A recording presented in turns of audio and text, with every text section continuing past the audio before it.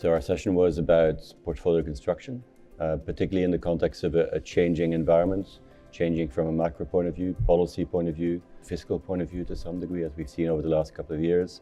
And I guess really zooming in on some of the questions we've been getting from our clients as to what these changes mean for portfolio construction. I guess often being mindful that perhaps diversification had been overlooked over the last 5, 10, 15 years. And so really identifying where that portfolio construction should be focused on, if you like, to get us back on track. So a lot of discussion around that. The implication of these changes might be very different across asset classes. So it's not sufficient to maybe have some of the macro view of what that might do, but there's actually much more granular things that change within an asset class that you want to understand as an investor when you make investment decisions or portfolio construction decisions. Maybe also, our data, of course, is very valuable, and we're sitting on a lot more data these days than we did, again, 10, 15 years ago. So we are a lot more granular in our ability to analyze portfolios and to give our clients good advice, if you like, as to how they should be constructing their portfolios. Yeah.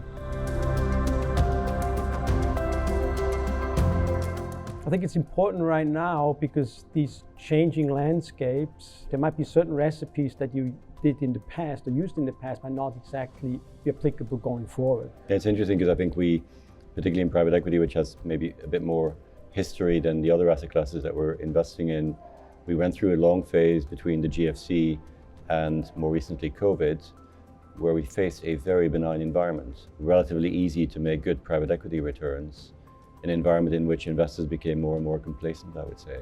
What does that mean for investors in terms of being able to construct well-diversified portfolios, mindful of a, again, changeable economic environment or macro environment that we're investing in?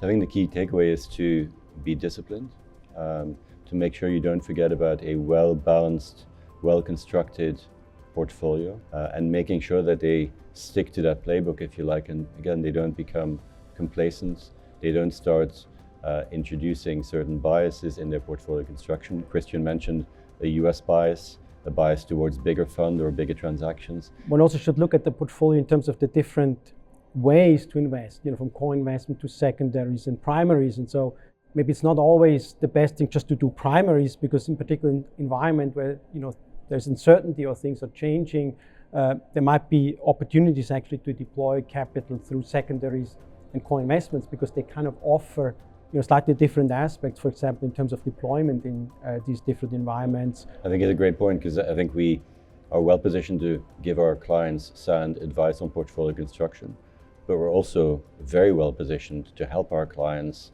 make adjustments to their portfolio to the extent that those are needed. So secondaries to either sell or buy additional pieces to a portfolio, co-investments to add on in specific areas to provide more diversification, maybe even to provide some alpha in certain areas as well. So as a group, as Stepstone, across the private markets that we're active in, we're very well positioned, if you like, to make some of those adjustments for our clients.